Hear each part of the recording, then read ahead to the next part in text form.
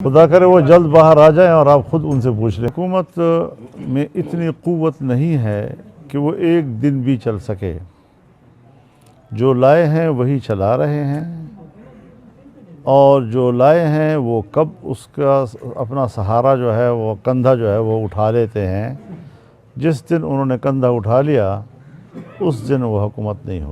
बानी पीटीआई का जो मुस्तकबिल है वो आप क्या देख रहे हैं? आप माशाल्लाह बड़ी दूर की नज़र रखते हैं, तो बानी पीटीआई खुदा करे वो जल्द बाहर आ जाएं और आप खुद उनसे पूछ लें कि आपको मुस्तकबिल क्या है। आपको लगता है कि हुकूमत जो अपनी मुद्दत पूरी करेगी या आप भी उस हुकूमत कराने में कोई अपना किरदार अदा करेंगे?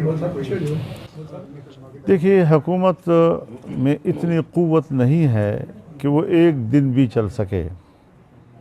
जो लाए हैं वही चला रहे हैं, और जो लाए हैं वो कब उसका अपना सहारा जो है, वो कंधा जो है वो उठा लेते हैं।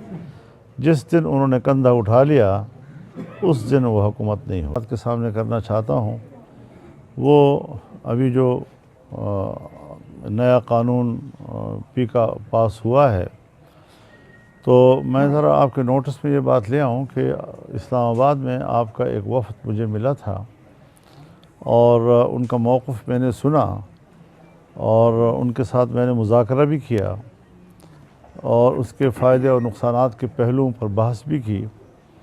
मुझे उनकी बात में वज़न नज़र आया और उनकी बात माक़ूल थी कि एक तरफ़ा तौर पर कानून पास करने की बजाय अगर सहाफ़ियों के साथ ज़रा मशवरा कर लिया जाता और हमारी कुछ तजावीज़ उसमें ले ली जाती तो क्या बुरी बात थी। और इसमें तो ये है कि ऐसा कानून कि जब चाहे जिसको चाहे जिस वक्त उठा लें, और हर हमारा एक बयान उसको आप उस ज़ुमरे में फ़ौरन ले आएँ, कौन पूछने वाला है, उसे कोई तशरीह तो है नहीं। तो इस एतबार से मैंने सदर मुमलिकत से फ़ोन पर रब्ता किया और मैंने उनसे कहा कि आप दस्तखत न करें और उनसे साथ आप रब्ता करके उनकी तजावीज़ ले लें उनसे जी। मुझसे उन्होंने इत्तेफ़ाक किया और ये भी कहा कि मोहसिन नक़वी साहब अब पहुँचे हैं और एक आध दिन में मेरे पास पहुँचने वाले हैं।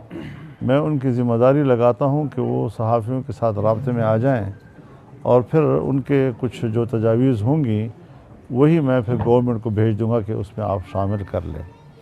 लेकिन सुबह होती ही देखा कि उन्होंने दस्तखत भी कर दिए।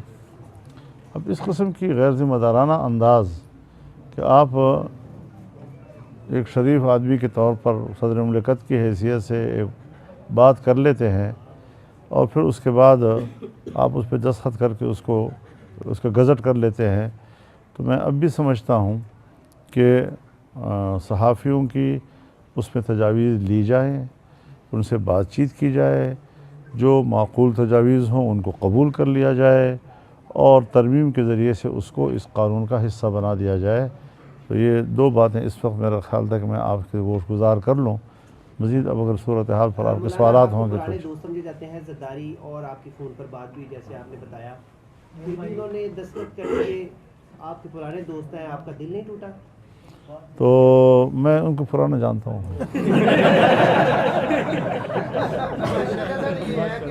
और हुकूमत में मुज़ाकरात हो रहे थे, मुज़ाकरात मुअत्तल हो गए। अभी वज़ीर आज़म साहब की तरफ से दोबारा मुज़ाकरात की पेशकश की गई है।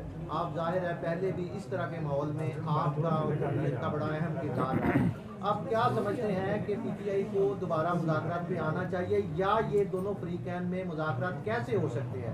आप कोई दोबारा से रोल प्ले करने के लिए तैयार हैं? इसमें ऐड कर लें कि पीटीआई ने मुतालबा कर दिया जुडिशल कमीशन का 9 मई के हवाले से, वो उस पर हैं, और वज़ीर आज़म मुज़ाकरात का कह रहे हैं वो जुडिशल कमीशन पे अड़े हुए हैं। इसका हल क्या है ये जो अभी चल रहा है दोनों फरीकैन में? देखिए, मैं एक सियासी कारकुन हूँ और मैं मुज़ाकरात पर यकीन रखता हूँ और मुज़ाकरात के ज़रिए से सियासी हल पे यकीन रखता हूँ। सो मुज़ाकरात की तो मैं हिमायत करूँगा। बाकी मुज़ाकरात करना और न करना ये उनका अपना मामला है। चूँकि उन्होंने मुज़ाकरात शुरू किए तो अपोजिशन की दूसरी जमातों को उन्होंने एतमाद में नहीं लिया। अब ज़ाहिर है कि जब वो दूसरों को एतमाद में लेने की ज़रूरत नहीं महसूस करते तो फिर इस पर हम मज़ीद तबसरा भी नहीं कर सकते।